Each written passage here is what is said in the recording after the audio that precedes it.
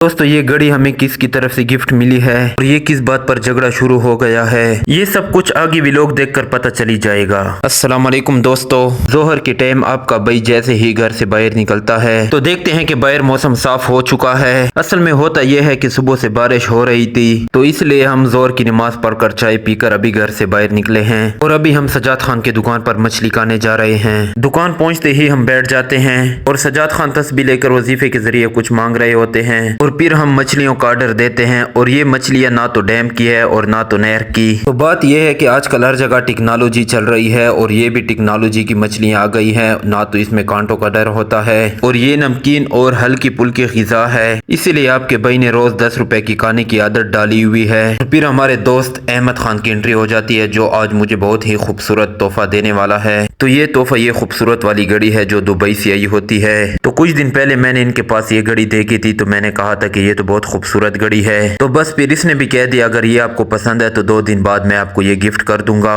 तो आज के दिन इसने मुझे ये गिफ्ट करनी थी। तो हम जैसे ही सजाद खान की दुकान पर पहुंचते हैं तो इसे SMS करते हैं कि हम यहाँ पर आए हुए हैं और ये भी डायरेक्ट आकर हमें ये घड़ी गिफ्ट कर देता है और हम इसका दिल से शुक्रिया अदा करते हैं। तो अगर आपके भी कोई इसी तरह के अच्छे दोस्त है तो उसे कमेंट में जरूर मेंशन करें। और जैसे इस घड़ी को मैं पहनता हूँ तो ऐसा लगता है कि ये मेरे हाथ के लिए बनी हुई है। और इसी तरह के दोस्तों को भी मेंशन करें जिनका नेट पैकेज खत्म होते ही गेम शुरू कर देते हैं और फिर असर का टाइम होते ही हम मज़ेदार से आधा किलो बिस्कुट लेते हैं और चलने की करते हैं क्योंकि वज़ू भी बनाना होता है और नमाज की तैयारी भी करनी होती है। बस फिर जैसे ही बिस्कुट लेकर दुकान से बाहर निकलता हूँ तो दोस्त देखते ही आगे से बोल पड़ते हैं कि हमने आपको चारों तरफ से घेर लिया है, हमारे चखने के बगैर आपने गढ़ लेकर नहीं जाने। तो हम भी डर जाते कि ऐसे ना हो सारे लेकर चले जाएं, एक एक खैर चख ले। तो वज़ू बनाकर जैसे ही हम असर की नमाज पढ़ने मस्जिद पहुँच जाते हैं तो हम लेट हो चुके होते हैं और जमात में हमसे 2 रकात रह जाते हैं। असर की नमाज पढ़ने के बाद कारी साहब मुझे कहते हैं आ जाओ हमने साथ वाले कानूनी में प्लाट लिया है वो तुझे दिखाता हूँ और साथ में एक बहुत ही मीठी चीज भी आपको खिलाऊंगा।